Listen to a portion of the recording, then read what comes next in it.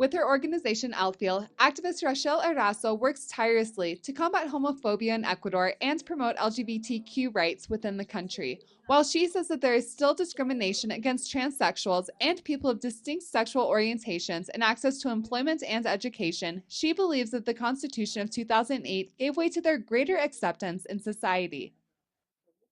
Avances importantes que hemos There have been experimentado en el important plano legal legal, advances, la for Constitución example, the Política del Constitution of 2008, 2008, donde ya where there is greater se respect asume for el tema del differences in sexual respeto orientation hacia las and in diferencias gender por orientación identity, sexual which is y el very tema de complete. identidad It de even género refers que to habla transsexual. concretamente y se refiere a las personas trans. The recognition of civil unions as the fifth civil status in April was an important step for furthering the rights of same sex couples.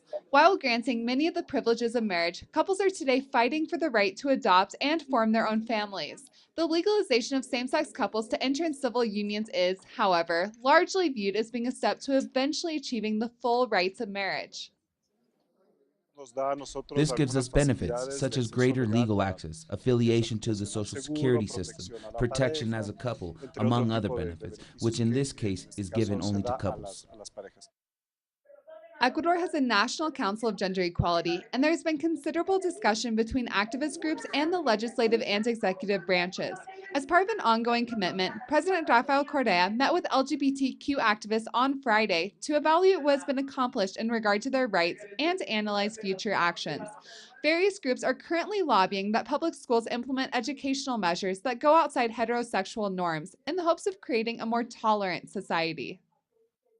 When we talk about families, we cannot just talk about mother, father, and children. We have to talk about different types of families. So for this to work, teachers need to undergo training as to how to teach that families can have two mothers and one child, or three children, or that there can be two fathers and a daughter. With progressive legislation such as the 2008 Constitution and the recent recognition of civil unions as a civil status, activist groups continue fighting homophobia through campaigns and workshops, which seek to give greater protections and create acceptance for people of all gender identities and sexual orientations. Liz Sherpius, Telesur, Ecuador.